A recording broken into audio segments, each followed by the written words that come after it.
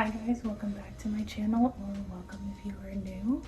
Today we're going to be talking all about philodendron care. Philodendrons are probably one of the easiest plants that you can care for, and I love them because there's so many different types of varieties, and you'll see a couple different ones in this video, so stay tuned. So right here, it's a little floppy. I need to repot it because the roots are a little weak, but this is my Philodendron Imperial Red. I think it just said philodendron on the tag. The closest thing I could think of is Imperial Red. But this little guy, hopefully you can see on the camera, the edges of the leaves actually are red. The stem is red too, and new leaves come in red, which I think is super, super pretty. These guys like bright indirect light, and most of them, also sorry if you can hear my washing machine, but most of them enjoy a chunky soil mix, especially the ones that are a bit more rare or uncommon, like the Philodendron Pink Princess. This one has become a bit more easily accessible within the last year, I'd say, but in 2020 and a little bit of 2021, this thing was hard to get your hands on. This is mine, and you can see a lot of the leaves just have pink speckles on them, and for this one, a lot of them may not come out as pink as all the pictures you see these influencers or Pinterest boards have, and it all has to do with the stem, kind of like a Monstera alba or Thai constellation type. The more pink the stem is, the more variegated each leaf is going to be, so it can vary from plant to plant. When you buy one, you want a really variegated stem. Pink Princess is also one that requires a lot of humidity and a really well draining chunky soil. Right, next up is one of my favorites. That is the Philodendron Silver Sword. This guy has very unique looking leaves. They're very glossy looking, and it seems to be a pretty fast grower. When I got it, it just had 2 leaves. I water propped it. It needs water, it's very thirsty. But I water propped it and eventually potted it up into this pot. I water mine about every 10 or so days. It just depends on where they are located. In my cabinet, I need to water a little less because the humidity is really high. But like mine that are out here need water a bit more frequently. Next is definitely a wish list plant that I've had for a long time. I recently gave it a little haircut, so it's smaller. But this is Philodendron micans. You can see the back of the leaves have this beautiful kind of maroon brown color. When they come in, they're a bit more rusty colored. It's kind of hard to see on the camera. They don't feel as soft as they look, but they just look like they're made of velvet. I've noticed this plant especially really enjoys high humidity, and the leaves on this one are extremely delicate. If you look closely, you can see a lot of them are a bit damaged. They were like that when I bought it, probably from shipping or just sitting at the shop. But since those leaves have that texture, it is really easy for them to get damaged or ripped. So especially when you're wiping it off, cleaning the leaves, it's important to be really careful. Up here we have my big heartleaf philodendron. This is probably the easiest plant. I would recommend it and a pothos to anyone who is just starting out. This plant really needs almost no care, and I have let it have no water for weeks at a time, and it's been perfectly fine. And they're pretty fast growers. I recently gave this one a haircut. It was about down to my elbow over here, his feet. I chopped her up a little bit. It's super easy to propagate. All philodendrons are really easy to propagate. If you're not aware how, they have what are called nodes. Most vining plants have these. They're these little guys right here, and they can turn into aerial roots if you have a lot of humidity, or if they are close to the soil, or a moss pole. I don't know why I couldn't think of that. But how you propagate is you would just chop the plant right below the node, stick it in water or whatever propagating medium you like to use, and it will grow roots from the node. You just pot it up and you got another plant. So on this Pink Princess, I would cut right below here, stick it in the water, and then those nodes will grow.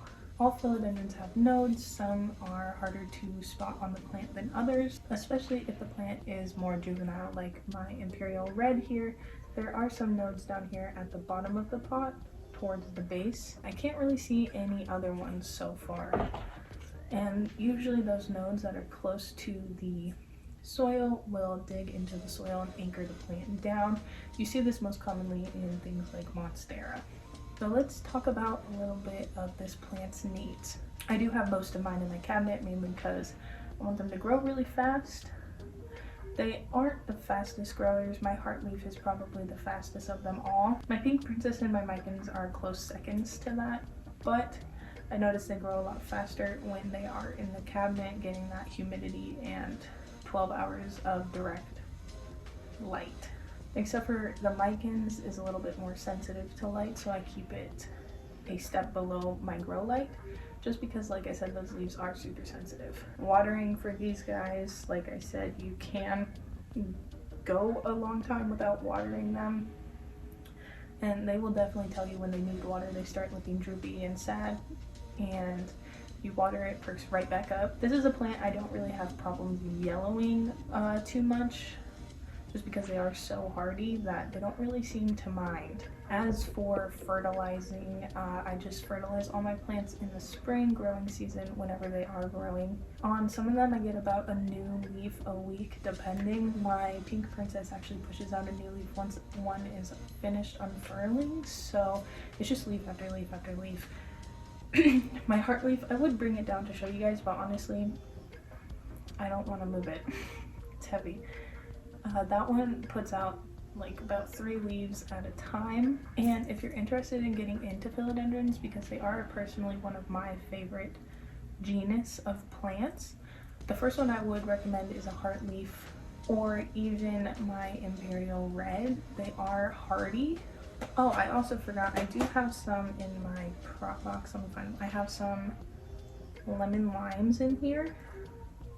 That's a super long root. But these are lemon limes. They are more yellowish color. Basically the same care as a heartleaf philodendron, so if you're looking for something a bit brighter, it's gonna look basically the same as my heartleaf, but it'll have more yellow or neon green leaves. Where I am, they're a little harder to locate, like a full pot like that one. Even that pot was pretty expensive. I know some places you can get them really cheap. I saw Fern bought one. She's up in Canada for, I think it was like $30, and it was fuller than mine when she got it. And this one was $68, I believe. So here where I am, prices are a little bit higher, unfortunately, and some of these more common plants are harder to come by. They do vine, so if you want it to grow up, you will need a moss pole.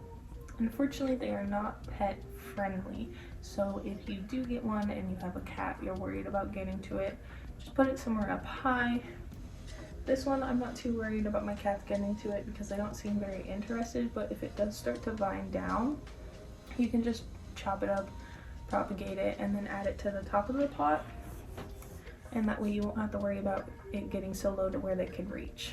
Another cool thing about philodendron is there are a lot of different types of it that are uncommon and rare, so if you're really into collecting more uncommon plants, there's a bunch of philodendron options, and in my experience they've all been pretty easy to grow.